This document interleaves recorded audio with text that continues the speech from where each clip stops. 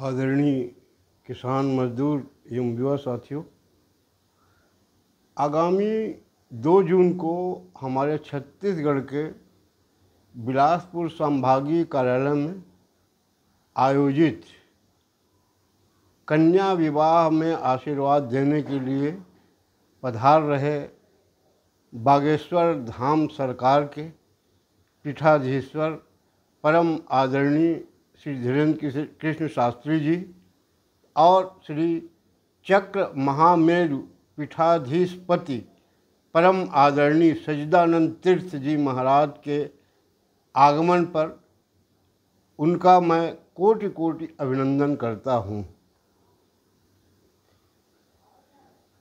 यहाँ आगमन के पूर्व मैं हिंदूवादी जनता की ओर से देश विदेश में हनुमान कथा के माध्यम से जागो हिंदू सनातन धर्म बचाओ अभियान के प्रमुख हमारे बागेश्वर धाम के पीठाधीश्वर आदरणीय शास्त्री जी का मैं ध्यान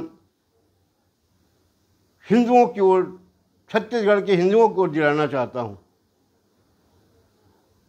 कि आपके साथ छत्तीसगढ़ के करोड़ों हिंदू, लाखों हिंदू आपके साथ हैं। उसी प्रकार देश विदेश में भी जितने भी हिंदू हैं आपके साथ हैं। स्वामी जी, आपने देखा और देश विदेश ने भी देखा कि आपके हिंदूवादी बातों के कारण लाखों लोग आपके कार्यक्रमों में जाकर के आपके साथ होने का प्रमाण देते हैं। लेकिन मैं आपका ध्यान, आपसे निवेदन करता हूँ, आपका ध्यान मैं उन हिंदूवादियों के ओर ले जाना चाहता हूँ जो अपने आप को हिंदूवादी नेता बताते हैं, राजनीतिक नेता, सनातनी बताते हैं और सत्ता में बैठने के बाद वो हिंदुओं को लूटते हैं। मैं किसी पे आरोप नहीं लगा रहा हूँ, मगर वो नेता खुद जान रहे हैं और हिंदू जनता खुद जान रही है। और आज यही कारण से आप जो चाह रहे हैं हिंदू एकता, उसमें ये बाधा बन रहे हैं। ये जो सत्ता में बैठे हैं हिंदूवादी नेता, खासकर छत्तीसगढ़ में, इनसे पूछिए आप, ये आपसे आशीर्वाद देने जाते हैं ना, इनसे जैसे आप कहते हैं कि भाई जो मांस मछली खाएगा उसको मैं भभूत नहीं दूंगा, रिएक्शन करेगा उसको। उसी प्रकार से जो राजनीतिक नेता, जो हिंदूवादी राजनीतिक नेता हैं, वो जब आपसे मिलने जाते हैं तो मेरा निवेदन है कि आप इनको ये बोलिए कि क्या शासन की सुविधा आप आम जनता को मुफ्त में दे रहे हो कि नहीं दे रहे हो। आप ही बताइए स्वामी जी, जब सरकारी कर्मचारी अधिकारी को वेतन मिलता है, सत्ता में बैठे लोग अपने लोगों से दलाली कराते हैं, हिंदू को लूट रहा है स्वामी जी यहाँ। वैसे मैं अपना परिचय आपको बता दूं, क्योंकि आप मेरे बारे में जानना चाहेंगे तो मेरा नाम है श्याम बिहारी त्रिवेदी। बिलासपुर मुंगेली जिले के पथरिया तहसील में मैं रहता हूँ। तो यहाँ वही स्थिति आ रही है। हमारे देश के प्रधानमंत्री चाह रहे हैं कि भारत भ्रष्टाचार विहीन हो। छत्तीसगढ़ के मुख्यमंत्री प्रयास कर रहे हैं, मगर और जो अपने आप को हिंदू और सनातनी बताते हैं वो भ्रष्टाचार विहीन छत्तीसगढ़ वाले हमको सहयोग नहीं दे रहे हैं। अगर ये सही में हिंदूवादी हैं और सनातनी हैं तो इनको निर्देश करिए कि शासन की सुविधा को तो मुफ्त में दें। सरकारी कार्यालयों में बोर्ड टंगवाएं कि ये सुविधा मुफ्त में दी जाती है, किसी को पैसा नहीं देना है। यही आपके ऊपर बाधा आ रहा है।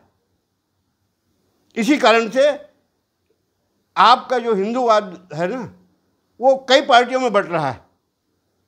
क्योंकि मैं आपके पास जा रहा हूँ, आप मेरे दुत्कार रहे हैं। सत्ता में बैठने के बाद आज पूछिए किसी भी आपके पास जाते हैं राजनीतिक नेता, क्या मुफ्त में सुविधा मिल रही है? किसी भी प्रांत में आप पूछिए। और खैर बाकी जगह मैं नहीं जानता, मगर मेरा निवेदन है कि आप चूँकि आ रहे हैं तो छत्तीसगढ़ में ज़रूर पूछिए इन राजनीतिक नेताओं को कि क्या तुम्हारी सत्ता आएगी तो तुम शासन की सुविधा लोगों को मुफ्त में दोगे? या आज जिसकी सत्ता है उससे पूछ लीजिए क्या मुफ्त में दे रहे हैं? ये वही भर काम नहीं कर रहे हैं, बाकी सब काम कर रहे हैं स्वामी जी। असली हिंदू बताएंगे, असली सनातनी बताएंगे, बहुत बड़ा टीका लगाएंगे, गेरुआ वस्त्र धारण कर लेंगे समय समय पे, ये सब प्रकार के नाटक कर देते हैं मगर लूटना नहीं छोड़ते।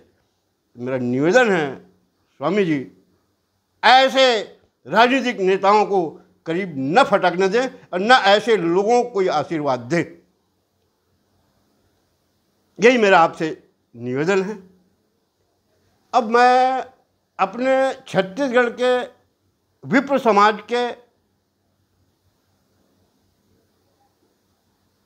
अपने लोगों से निवेदन करूंगा, देश के विप्र समाज के लोगों से निवेदन करूंगा